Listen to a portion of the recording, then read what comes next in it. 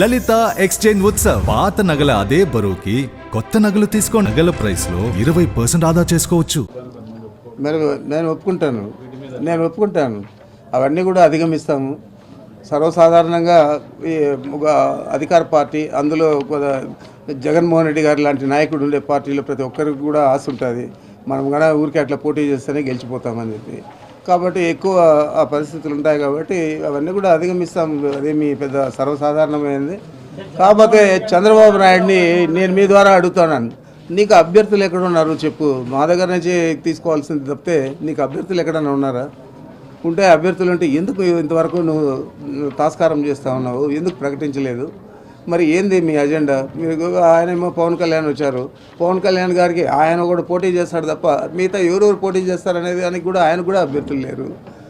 మీ పరిస్థితి అది. మా పరిస్థితి ఏమో ఒక స్థానానికి 20 మంది అడుగుతూ ఉన్నారు. ఇది ఎప్పుడైనా కూడా గెలుస్తుంది లేదా ప్రజానాయకుడి మీద నమ్మకం ఉంది జగన్మోహన్ రెడ్డి గారి మీద. ఆయన అయితే కన్నా చెప్పిన మాట కాపాడుతాడు కాబట్టి ప్రజలందరూ ఆయన నమ్ముతారు కాబట్టి మనము ఆయన పార్టీలో పోటీ చేయాలని తాపత్రయం ప్రతి ఒక్కరికి ఉంటుంది. మరి ఈ తేడాతో సర్వసాధారణంగా కొద్దిగా ఇవి గందరగోళం అనేది మీరు చెప్పినట్లు ఏర్పడవచ్చు. అవన్నీ అధిగమిస్తాం, అదేం పెద్ద సమస్య కాదు.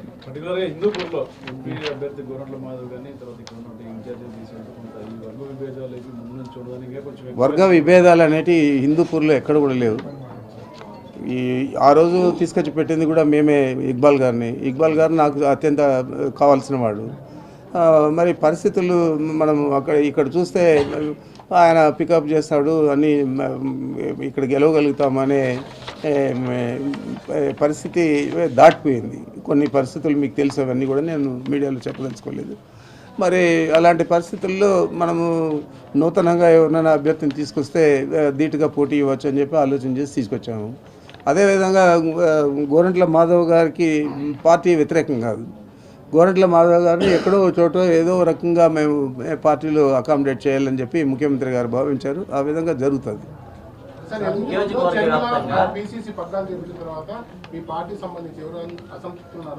వారంతా కాంగ్రెస్ పార్టీలోకి వెళ్ళే అవకాశం ఉంది అని చెప్తున్నారు. మరోవైపు పాఠశాలది టీడీపీ వెళ్ళే అవకాశం ఉందని ప్రచారం, కాపు లాంటి వారు కాంగ్రెస్ వెళ్తారని ప్రచారం. దీన్ని ఎలా ఇస్తారు? అంటే బయట పార్టీలు నేను ఒకటే మిమ్మల్ని అడుగుతాను, కాంగ్రెస్ పార్టీ ఎక్కడ ఉంది ఆంధ్ర రాష్ట్రంలో అని అడుగుతాను. ఇదేమన్నా తెలంగాణలో కాంగ్రెస్ పార్టీ ఉన్నది. ఆమె అక్కడ బాగానే ధీటుగా పాదయాత్రలు చేశారు, అన్నీ చేశారు. కాంగ్రెస్ పార్టీలో తర్వాత మద్దతు ఇచ్చారు, అన్నీ చేశారు. ఇక్కడ కాంగ్రెస్ పార్టీ ఎక్కడుంది? ఎవరన్నా అసమ్మతివాదులు ఉంటే ఒకరు చేరితే చేరచ్చు, కానీ 3 అంకెల మించి 75% కాన్స్టిట్యున్సీల్లో ఓట్లు పడలేదు. 400, 500 అట్లా వచ్చాయి. ఇంకేదైనా 25%లో ఎక్కడైనా ఒక చోటన కాంగ్రెస్ పార్టీకి ఆంధ్ర రాష్ట్రంలో డిపాజిట్ వచ్చిందా? ఎవరు వ్యక్తులు వచ్చినా ఎవరు చేసినా కానీ కాంగ్రెస్ పార్టీ కూడా ఒక నేషనల్ పార్టీ, ఒక వ్యక్తితో అది ప్రభావితం కాదు. మరి ఏదైనా ఉంటే కాంగ్రెస్ పార్టీలో ఏదైనా మార్పులు చేర్పులు అనుకునే విధంగా జరిగితే అది ఇంకా 10-15 సంవత్సరాలు పట్టచ్చు. అంత లోపల ఆంధ్ర రాష్ట్రంలో కాంగ్రెస్ పార్టీ ఉనికి సాటుకోవడం చాలా కష్టం అని చెప్పి నేను భావిస్తున్నాను. ఎంచేతంటే కాంగ్రెస్ పార్టీలో మేము కూడా చాలా సంవత్సరాలు పనిచేసాం, చాలా పదవుల్లో కూడా పనిచేస్తాం, పార్టీ కోసం కూడా చాలా ఎక్కువగా పనిచేస్తాం.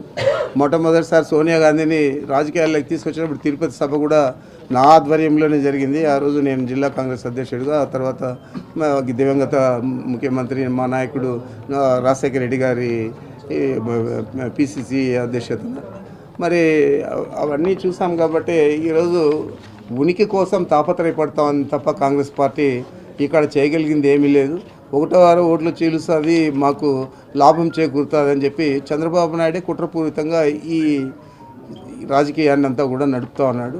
అది కూడా మాకేమి చింత లేదు. తప్పనిసరిగా చంద్రబాబు కుట్రలు కానీ కాంగ్రెస్ పార్టీలో ఉన్న ఎవరైతే మాకు వ్యతిరేకులు ఉన్నారో జగన్మోహన్ రెడ్డి గారికి వారిని కానీ ధీటుగా ఎదుర్కొంటాం. తప్పకుండా మా స్థానాలు మేము నిలబెట్టుకుంటామని చెప్పి గంటాపదంగా చెప్పాలి.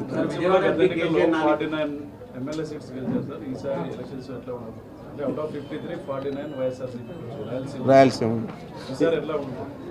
ఇప్పుడు కూడా అదే స్థానాలు గెలుస్తామని చెప్పి మేము ప్రయోగాత్మకంగా ఏం చేయలేదు. నిజంగానే ఒక ప్రాక్టికల్గా మాకున్న అంచనాలతో చేసాము. అనంతపూర్ జిల్లా చూడండి, అంతకుముందు అనంతపూర్ జిల్లాలో ఏం లేదు వైఎస్ఆర్ కాంగ్రెస్ పార్టీ పరిస్థితి అని చెప్పారు. మరి ఈరోజు సీట్లు మార్చిన తర్వాత కూడా ఈరోజు మీరు బేరీజ్ చేసుకుంటే ఒకటో రెండో తప్ప అన్ని స్థానాలు కూడా గెలుస్తూ ఉన్నాము. మరి ఇక్కడ గెలిచేటప్పుడు చిత్తూరు, కడప, కర్నూలు ఇవన్నీ కూడా పూర్తిగా మా అధీనంలో ఉండేటివి కాబట్టి 4 జిల్లాల్లో కూడా 4 పాత జిల్లాల్లో కూడా మేము మంచి పెర్ఫార్మెన్స్ చేస్తాము. తప్పనిసరిగా రాయలసీమలోనే అత్యధిక స్థానాలు సాధించగలుగుతాం. చంద్రబాబు పవన్ కళ్యాణ్ ఎలక్షన్ కమిషన్ ఫిర్యాదు చేశారు సచివాలయ సిబ్బందిని ఉపయోగించారు. సాధారణంగా తిరుపతిలో కూడా మేము సచివాలయ సిబ్బందిని ఎక్కడ కూడా ఎన్నికల కోసం ఉపయోగించడం లేదు. అది వాళ్ళు తెలియక వాళ్ళు కంప్లైంట్ చేసి ఉండొచ్చు, కానీ మేము మాకేం అవసరం మేము ఎక్కడ ఉపయోగించడం లేదు. సార్ విజయవాడ ఎంపీ కేసీఆర్ నాని ఈరోజు మీ పార్టీలో చేస్తున్నారు, దాని మీద మీ కామెంట్? No comment. నాకు అంచనా కూడా లేదు. నేను అంతకుముందు అయితే గత ఎన్నికల్లో అయితే నేను కృష్ణా జిల్లా ఇన్ఛార్జ్ ఉన్నాను. అప్పుడు కూడా అక్కడ ధీటుగా పనిచేసాము. 16 స్థానాలకు 14 స్థానాలు గెలిచాము. ఓడిపోయిన 2 స్థానాలు కూడా ఈ 100లోనే ఓడిపోయాము.